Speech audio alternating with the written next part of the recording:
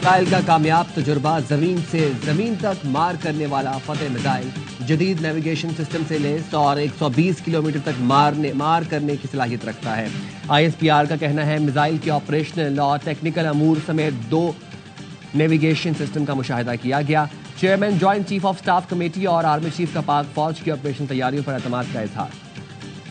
ایرانی وزیر خارجہ عباس عراقچی کی دفتر خارجہ آمد۔ نائب وزیر اعظم اسحاق ڈار نے عباس عراقچی کا استقبال کیا۔ ایرانی وزیر خارجہ گزشتہ رات اسلام آباد پہنچے تھے۔ پاکستان پہل نہیں کرے گا، کسی بھی جارحیت کا قومی عزم اور طاقت کے ساتھ جواب دیں گے۔ بھارت خطے کو جنگ کی طرف دھکیلنے کی کوشش کر رہا ہے۔ نائب وزیر اعظم اسحاق ڈار کہتے ہیں خبر تھی بھارت 29 اور 30 اپریل کی رات کو حملہ کرے گا، ہماری افواج نے بھارت کے حملے کو ناکام بنا دیا۔ بھارتی طیارے سری نگر میں لینڈ کر گئے۔ پہلگام ڈرامے کا مقصد بھارت میں جاری تحریکوں سے توجہ ہٹانا ہے۔ عالمی برادری خطے کی صورتحال کا فوری نوٹس لے۔ اقوام متحدہ کی سلامتی کونسل کا اجلاس آج ہوگا۔ صدر سلامتی کونسل کا کہنا ہے خطے میں بڑھتی کشیدگی کے باعث تشویش ہے۔ ترجمان دفتر خارجہ نے بتایا جارحانہ بھارتی اقدامات، اشتعال انگیزی اور بیانات سے آگاہ کیا جائے گا۔ خصوصی طور پر سنتاس معاہدے کو معطل کرنے کے بھارتی غیر قانونی اقدامات کو بھی سلامتی کونسل کے سامنے رکھا جائے گا۔ وزیر دفاع خواجہ آصف کہتے ہیں اجلاس میں جعفر ایکسپریس حملے کے ثبوت بھی پیش کریں گے۔ بھارت کی جانب سے اب بھی جنگ کا خطرہ موجود ہے۔ رافیل طیارے اڑانے کے لیے دل گردہ بھی تو چاہیے۔ بھارتی پائلٹ تو چائے پی کر چلے جاتے ہیں۔ پاک بھارت کشیدگی کا حل پہلگام واقعے کی آزادانہ تحقیقات میں ہی ہے۔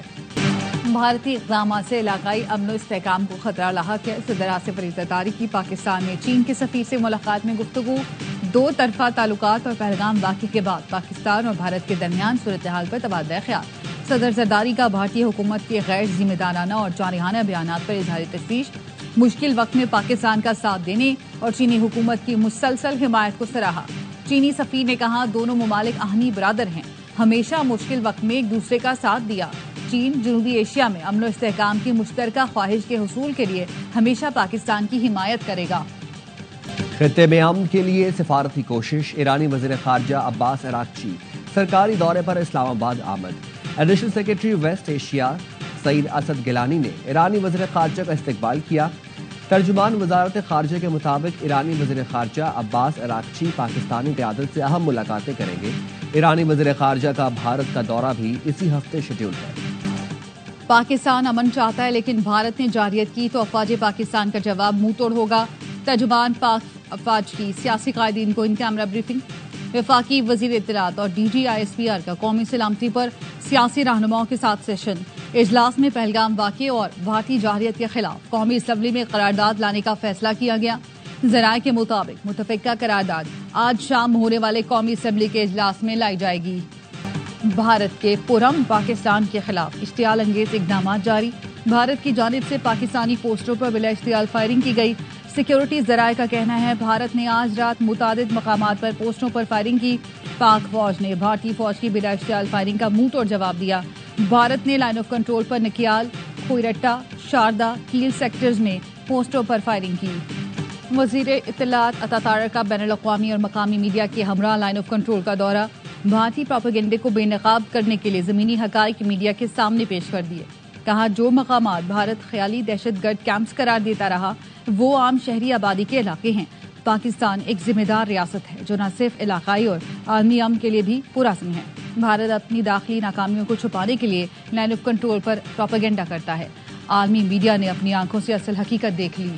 CNN کے ایوارڈ یافتہ ایڈیٹر نک رابرٹسن کا بھی LOC کا دورہ۔ گاؤں سرجیوار میں بھارتی فوج کے فیک انکاؤنٹر میں شہید محمد فاروق اور محمد دین کے اہل خانہ سے ملاقات کی۔ سوگواران کی بین الاقوامی میڈیا کے ذریعے انصاف کی اپیل۔ پاکستان اپنی خود مختاری اور قومی مفاد کا ہر حال میں تحفظ کرے گا۔ نائب وزیر اعظم اسحاق ڈار کی روسی وزیر خارجہ سرگئی لاروف سے گفتگو۔ روسی وزیر خارجہ کا خطے کی صورتحال پر اظہار تشویش۔ مسائل کے حل کے لیے سفارتکاری کی اہمیت پر زور دیا۔ اس سے پہلے سرگئی لاروف نے بھارتی ہم منصب پر زور دیا کشیدگی بڑھانے کے بجائے بات چیت کو ترجیح دے۔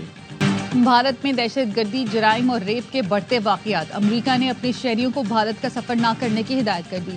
محکمہ خارجہ نے بتایا بھارتی سیاحتی مقامات پر پرتشدد جرائم اور جنسی حملوں کی رپورٹس ہیں۔